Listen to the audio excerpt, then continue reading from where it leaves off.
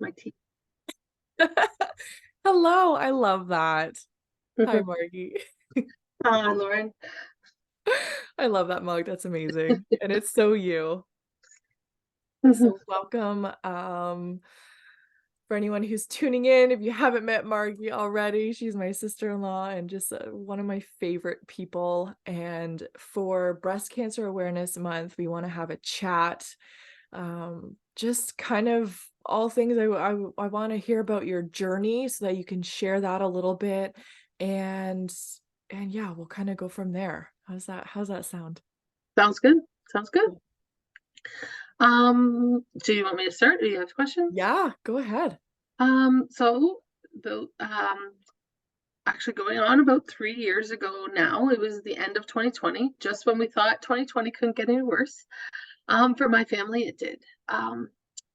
We one morning, one very cold morning, I got up to use the bathroom in the middle of the night, and I sat down, and I wouldn't say it was a regular breast checker, but for the most part, I knew myself, and I kind of used my hands, or I put my hands under my boobs to kind of keep them warm because it was chilly. And anybody that knows me knows that we keep our house pretty cold. We're about a 65 degrees, between 60 and 65 degrees in our bedroom. Wow. Um, for the most part. So it was one of those mornings. I put my hands under my boobs, and unfortunately, I found a lump. It was like right then and there, I knew exactly what it was. I have a gut feeling about things, and unfortunately, in this past 3 years, my gut has not been wrong. Um, to my unfortunateness, but from there, it was like I called the doctor, had it checked out because I didn't want to leave it. I kind of knew that what it was, just my own intuition, Yeah. and I wanted to get on it. So Monday, called the doctor, had a doctor's appointment on Tuesday. They said, okay, we're going to send you, this is the end of November 25th, I think. And they said, we're going to send you for an ultrasound and a mammogram, but here you are. And clear imaging came back with like, oh, we don't have anything till December 15th. Um, and it was one of those things that like I knew I couldn't wait. Like I literally was going to drive myself stir crazy, waiting. So what I did, and this is where you have to be your own advocate, and you have to be willing to communicate um, with people, and not and be very vulnerable. That's a lot of what I've learned, is that it's okay to be vulnerable, and just tell them the truth. So I called and I said, I can't wait. I will take a call in. I will take a cancellation, a last minute appointment. I'm an hour away because I was booked in Windsor. I said, I'm an hour away, but I'll be there in an hour if you call me. And so the lady was very, very helpful. And I said I'd drive from anywhere from Windsor to Toronto, to be honest with you. And she was like, Al, if you'll drive 15 minutes out, like to the other side of Windsor, we actually have an appointment open this Friday. Amazing. So I ended up getting an appointment on Friday. I had, by the following Friday, I had a biopsy, and by the following Tuesday, or a week and a bit, so on December 15th, when I was supposed to have my original scan, I had my diagnosis that I had um, ductal carcinoma, which is where it's in the breast tissue, in the duct of that. So from there, it was, I have to see an oncologist, and a surgeon. Uh, Normally, they would see the surgeon first and then go from there. And so I was booked into in Windsor. I was not. After reading the reviews, I was not confident. I'm sure he probably would have done a fine job, but I was not confident or um, sold on going to that surgeon. So I had looked up. So unfortunately, year prior to my diagnosis, I was in London with my sister, having surgery well, she was having surgery to remove skin cancer. Right. And while I was there was actually a lady that had been in. Her husband and I, it was just like start of COVID. So we were the only two sitting in the waiting room, which is crazy because there would be hundreds of people normally in this waiting room for surgeries at St. Joe. And he was talking to me, I think just because we were the only two there all day, about the procedure his wife was having. And I knew at that moment that when I got the call of my diagnosis, that I was going to that doctor. Okay. So I looked her up, Dr. Brackstone out of London, phenomenal doctor. If you I pray to God that you never need her, but if you need her, she is the top of the line. To the point where actually our brother-in-law is studying oncology, and I had kind of messaged out to him that I was going to be going to her, and she is renowned across the country. She is Amazing. so I felt a lot better. And the surgery that I had done was a lumpectomy with reconstruction and a reduction with reconstruction. And the reason I wanted that um, surgery done is that when they radiated, there would be less chance of reoccurrence because you weren't doing any of the reconstruction or surgery after the radiation, like reconstruction or implants, and therefore wouldn't disrupt the tissue. Right. So that's kind of where I was. And then, to be honest, she did the legwork to get me into the oncologist right away and that. But through the whole thing, the biggest thing is getting your scans. There is such a backlog, even more so now than ever. And if you need an appointment, you call them. Sometimes they work in order as they come in, so they could be 10 days behind booking. So if you're that it's going to be 10 days before they even get to looking at your paperwork. Even Wow. if it says you need that scan now, it's 10 days now, not in, right? So I I was very, like I said, you have to be vulnerable. I did call them and I just said, look, this is what I'm going through. This is what I need. And I was able to get all my scans actually in between Christmas and New Year's Wow. so that I could meet with my doctor on January 4th. So Amazing. um it really was amazing that I was able to do that and get there. And then from there it was I just keep on that process. Even just so since then I've had a recurrence. I'm metastatic now, which is stage 4, and um, I have scans every 3 months, and I have multitudes of scans. So I have an MRI, I have a CT, I have a MUGA scan, and they're never on the same 3-month schedule either. That's the other thing that people don't realize is that it seems like I'm going for a test every week or every month, or every few weeks because of that schedule, and they're just kind of random. So I go for those and I am on top of them. Like I know when I have like this CT, when should I be having my next CT? Who's ordering it and who it's being sent to so that you can call and follow up because I understand people will say, well, we shouldn't have to do that. You're correct. We shouldn't. But in this day and time, you can only advocate for yourself and just do it. And the healthcare system's so strained. So it's not that they don't have good intentions. It's just like Exactly. things fall through the cracks Mhm. sometimes and we just got to keep on it. We have to Yes. advocate. So Hmm. yeah, okay. I had a couple other questions for Hmm. you. So through this journey in terms of support, both I want to kind of branch it out into two. Hmm. What has been helpful from this will be advice for those who know someone going through a similar experience, so how they can best support them. What has been the most helpful for you? And how have you kind of supported yourself through this in your mental, physical, emotional, spiritual health as well? So it's an ongoing battle, that's for Yes. sure. But so for myself, to support myself and you really have to be honest with everyone around you. That's actually one things my counselor had talked to me about, is being honest. So when it's a bad day, say it's a bad day. Yeah. Don't sugarcoat things.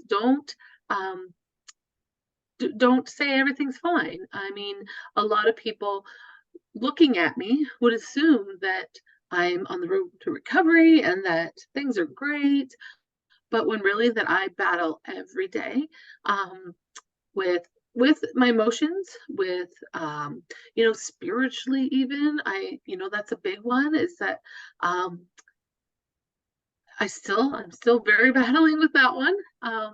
And it's not that I believe, but it's of how to go about what I believe, and really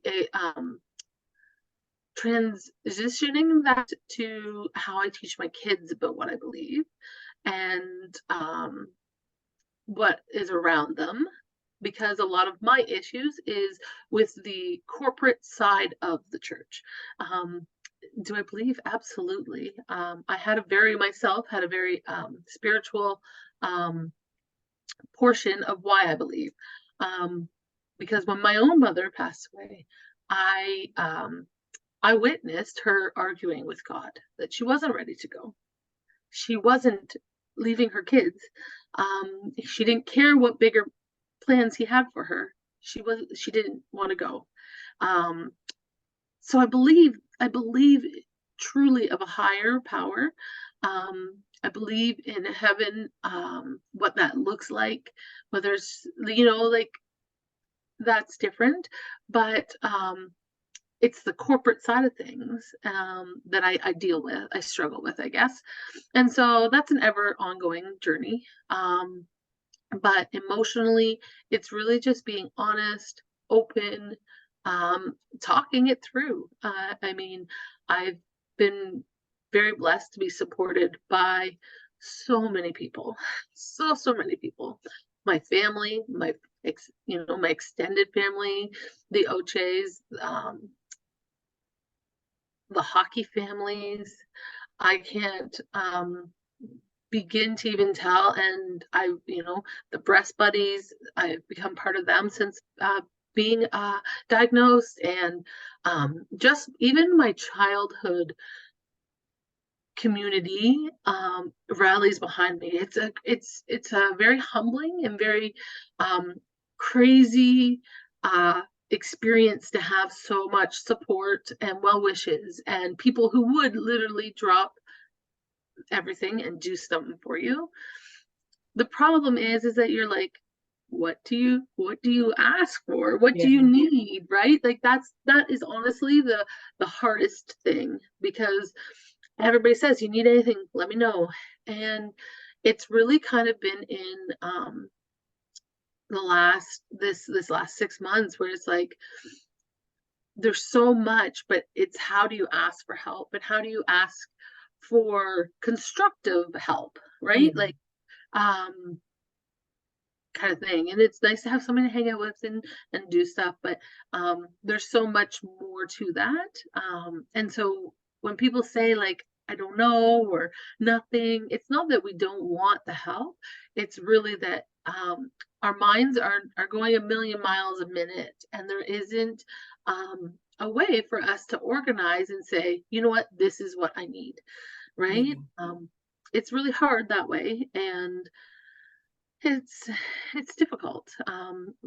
One of the things that really do help, and it for other people, if you're seeing people, is meals. Like, and I know we've been very blessed with the meal train. It still goes. People are still bringing things, and they know who they are, and um, it's one of those things that it truly does, like, that's just one thing off your mind that you don't have to worry about. You don't have to worry, okay, I don't have groceries, so I gotta go to the grocery store, or I gotta start at 3 o'clock. Well, I normally nap until the kids get home, but by the time I get up from nap, that's not the time to start cooking, right? Yeah. Or the fact that, like, when I'm feeling good, I don't want to have to be cooking. I'd rather be spending it time with playing with the kids, or I've been scrapbooking a lot and stuff like that. So it's one of those things that it's kind of crazy. And I've had a few friends that even have been like, hey, I'm gonna come over and I'm gonna, like, in the summer, I was like, I'm gonna come over and I'm like, let's weed your gardens. Like, do you need some help Yeah. weeding your garden? Little stuff like that, that like it just makes a huge difference. And it does. So those things I would say to support, you know and just getting you out of the house or making you feel normal is too Yeah. another one.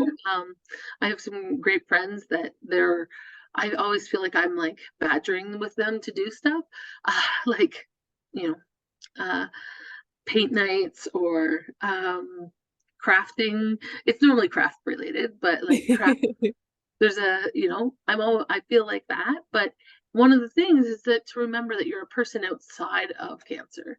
Yes. um Explore your interests, explore those things, and yeah, let yourself forget about it for a little bit. Like, it's good for the body and soul to do Yeah. so. Bringing back some normalcy, and Hmm. in terms of helping someone through that, helping with those day-to-day things like you're talking about, like just a meal, having a meal cooked, because so many of us just don't wanna do it on a good day, Hmm. right? So Hmm. having that extra support, or come around and Yeah. helping with the dusting or whatever, like, it's all the Hmm. chores, that the mundane things that end up just Hmm. bigger bigger Yes. tasks, right? When so much else is going on. Mhm. And I have my Saint Joan is what I call her. My Uh-huh. mother-in-law is amazing, and but she comes around once a week and we have coffee and she folds the laundry that's all done up, or does laundry and Mhm. folds it up. But it's just the little things like that. So I get a visit in, you know, things are, it is very helpful. Little things are the big things. Hmm. Yeah, I love that. Um, One more kind of question. How has this journey influenced or changed how you show up in daily life? Um, I'm definitely more present.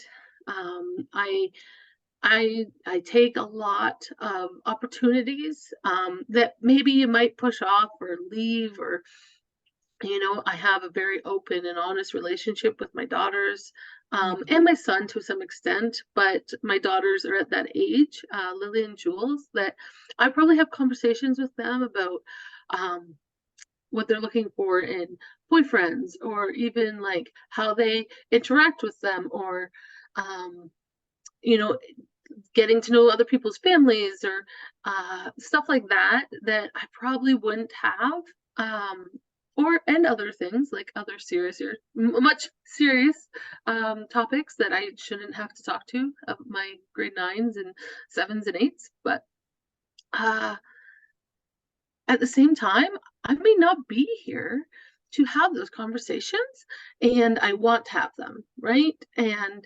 you what it's done is created an amazing, open, honest relationship with them. And I'm so thankful to have that and to keep that open about, different things. And not just like boys and stuff like that, but even just how we want to be perceived in the world.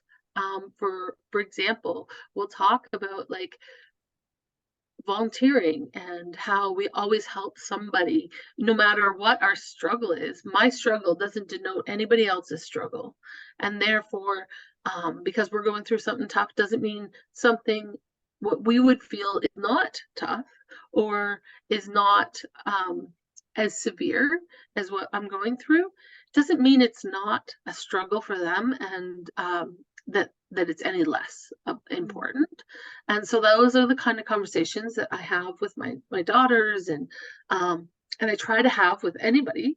And I try to make a lot of, like, you make every moment count, and it really does make a difference, I find.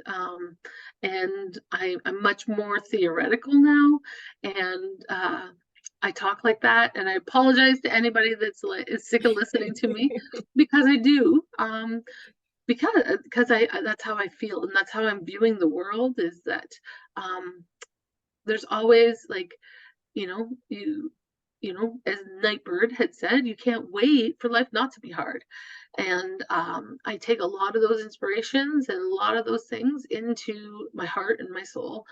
And I just keep going because that's all we can do. And I hope if anybody finds themselves in that situation, they would, or any tough situation, not just my situation, but any tough situation, that they will remember that, like that there's always going to be something else. We just have to keep going and really just kind of find the bright side of things, something to smile about. And I have hockey. It's my love of hockey, um, kind of thing. And we do it wholeheartedly. So Yeah, I love that. And I've mhm, always admired how just open you have always been, even before this, right? mhm, You've always worn your heart on your sleeve, and you've had the real conversations. And when you got your diagnosis, you have always been a big advocate for counseling, not only for yourself, but for your mhm, kids because they were younger, right? And mhm, it's a whole lot to navigate, and that helps them to talk to someone who's, not mhm, in the throes of things, but also gives them the tools to navigate and have conversations with you too. And you've always been open, so that's like the doors open mhm. for them, which helps. And then counseling helps to give them more tools. And yeah, I've been loving all your adventures and not only big, but just every day. Like every day is such a blessing, and you're making it um as amazing as it can be. Mhm. And that's my sole goal, is A, fight for every day, and B, enjoy every day. Make something special of every day, even if it's just a conversation with a loved one, or even a note to someone that you haven't talked to in ages. I actually, in September, like on the week of my birthday, actually, there was um, a party that someone Chris works with, um, and I know him. He's from Blenheim, right? And was having, and totally stepped outside of our comfort zone, or my comfort zone, and we went, and it was awesome. I can't tell you how many people I saw from high school, and like crazy people I hadn't seen, and I was like, and actually Chris and I were arguing about whose couple of them were, because we haven't seen them in 20 years. And it was like, I don't remember him looking like that, but I talked to him all the time, and I was like, Chris, I remember his dad, and he looks like his dad because we played hockey together. I'm like, that's got to be him. And you know what? Like, I went up and talked to him, and sure enough, it was. And but it was so nice to just connect with everybody, and really, Dr. Jody Carrington, I'm gonna do a plug here because I love her. But she is amazing, and she will say like the one thing this world needs, and especially when you're going through something like this, is connection to other people. And it doesn't have to be huge, like brand or anything, but even just a note to be like, hey, I like praying for you, or like hi, or smile, or like any of that really goes a long way and really makes you feel seen, and helps you keep going. Yeah, and it's not always about like, so I know through my own grief journey and stuff, and I extend that to others, but just sending someone a note and Mhm, having, when you kind of start these mhm, conversations, having the preface of like, I don't expect you to respond. You can if you want to, or you don't have to. And if you do want to, you don't have to do it after you read it. mhm, You can respond days later or whenever. But just knowing that somebody is thinking about us, and so mhm, I'll send like a quick, just thinking about you, I'm sending you a big hug, or I love you, I hope you're hanging in. And just though, it's because it's been so helpful for me as well, that I think it's just it doesn't, people get really in their head about I don't Mhm. know what to say, and I don't wanna remind them of, like, what they're Mhm. going through. We're already living it, right? Mhm. Whatever the situation is, it's like, you're Yeah. not gonna nobody's gonna Make further it worse. tarnish it. We're already in the Mhm. bubble. So just having a quick few words of, like, just thinking about you, or like a voice note, Mhm. it can be the simplest things to make this person know that they're being thought of and that they're loved. Mhm. And I know for me on my darkest days, it's given me a little that little glimpse of light, right? Yeah. And what I've been doing actually, so to bring in my scrapbooking journey as well into it all, I'm scrapbooking, or I'll be organizing photos, and to like when you find a gem, like I don't want to keep my photos to myself. I Yeah. want them for the world to see. And like I love like sending them out to people and being like, hey, came across this one, look at this gem, or like, different things like that. And it's just it's helpful. I don't know. It Yeah. makes a connection. Yeah, you have those moments of Mhm. connection, which is so special. And I love I know, like, it feels like you and Chris have gotten even closer through this all, and I love your little day dates, and even if Mhm. it's just like you're running some errands, but you're doing it Mhm. together, I think that's so special, and it just really it makes what can be the most mundane things, like, so much more special because 'cause you're doing them together, you're going to appointments together, Mhm. you're out doing things, maybe you go for a lunch, and it Mhm. doesn't have to be like a big date night, it's just, like, spending that time together and being, like you said, fully present in those moments. and and really like vulnerable, like Yeah. talk, have those hard conversations, like, and I'm not talking great big hard ones, but even just like, you know are you happy in your work, or are you like, what would you change, or do you dream of doing something else someday, those things are like, those are very meaningful conversations, right? Like you get to the heart of things. And Chris and I are very, very blessed that we have only grown closer. Sometimes it can do the opposite of to Yeah. people. But, Yeah. again, being open and honest and having those when I have a bad day, I tell, like, you can't hide it. I try to some days. Some days I do. I won't lie. Um but then there is no hiding it, right? And because they're so close to you, and just saying like it is, and everybody has more grace and more um presence and understanding of what's happening. Right now I could snap at my kids, oh, so much, because of unfortunately where one of the tumors are that has grown back, sits right on my emotional control. Oh. So I am not like, so you think it was bad before, it's really bad now. But telling them like, I'm sorry that I snapped. I'm like, I was at my wit's end. I'm sorry. Um, and like, this is why. This is what's happening inside of my head.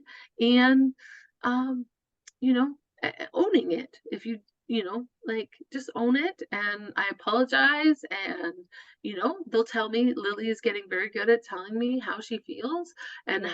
how it made her feel. Yep. And which is great. Like, I welcome that. And we work it. You have to be that way in Yeah. every relationship, right? Yeah, and when we share it, we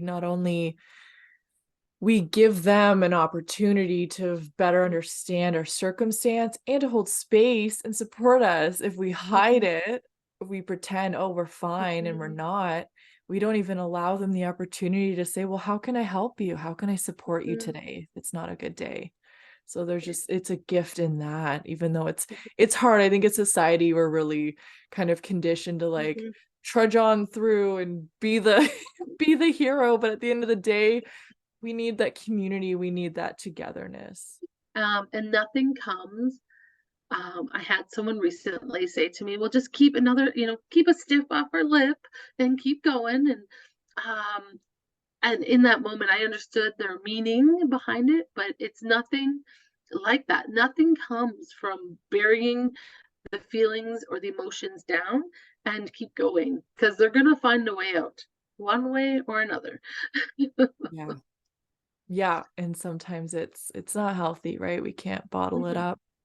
So I super admire the example that you set in how you lead in your household, and you're teaching all three of your kiddos, like you're setting them up for success, and they'll be very, they are already are well-rounded humans, but especially when it's time for them to go out into the world and have their own families and stuff, if they choose, you're giving them all the tools, and with so much love. I love that.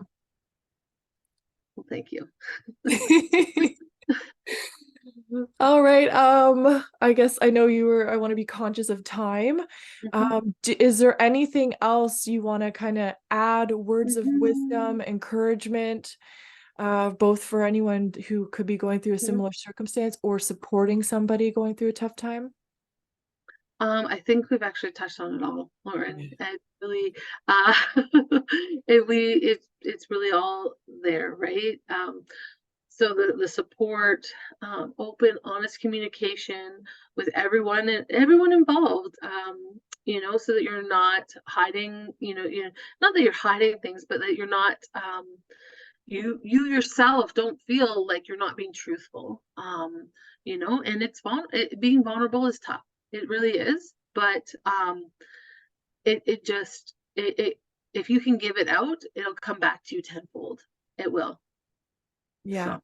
And I know you're also, just really quickly, I know you're also an advocate for self self screening, right? Doing the Mhm. monthly breast exams, and giving your doctor your Absolutely. family history, and starting those mammograms and screening early if need be, right? Absolutely, and I know it can be uncomfortable. Like, I'm not. I am a bit of a more of an open person, so I understand that I probably would think things maybe aren't that personal. But really, if you even have a question, or even a spot that you're questioning, ask your doctor to have a look. Like, they're just body parts. We Yeah. can we can live without some of them, right? And stuff. They're just body parts. They're just boobs. And as much as we want to save them, at the same time, it it can mean the world. If you're having a question, don't ever hesitate to get something looked at. Um and if you have a gut feeling and you know something is going on in your body that's not normal, and whether I've had doctors tell family members that, like, oh, it's only cosmetic. Doesn't matter, go get it taken care of, because there's a chance it could not be cosmetic. They don't like Doctors are very, I don't ever want to knock a doctor, um, because they are very smart, very caring individuals, but they don't know everything and they do make mistakes. My sister was one of them. It's told cosmetic and it ended up being cancerous. And also, don't be afraid to tell your loved ones if you notice something. Um, Obviously, a little different, Yeah. but with your chest, but um, you know, anything, different moles or different things. Um, just be an advocate for each other and lift each other up, and really encourage them to go get things looked at and go take care of yourself, and we'll all be better for that. Yeah. And it's so easy to get like a baseline, right? Because I was Mhm. told if you have more than like 50 moles, you should have them looked at. So I did, and I got a referral, and it's just like, then if I had any issues in the next whatever 3 years, I could just call them directly. But just getting that baseline, or if something runs in your family, like we've got kind of like heart murmurs or whatever, and it's just like getting that quick EKG and Mhm. having a baseline. So if anything changes, they have a record of like when it was normal, right? And Exactly. you can kind of have you start to create a Mhm. timeline, or doing yearly blood work, just so again Mhm. you have a reference. Absolutely. Amazing. Well, thank you so much for No problem. making time for me, and all the listeners who are gonna see and hear this conversation. I think, yeah, it was a beautiful beautiful conversation, so much love and encouragement, and so many good nuggets that will help people through a difficult time. All right. Well, thank you for having me.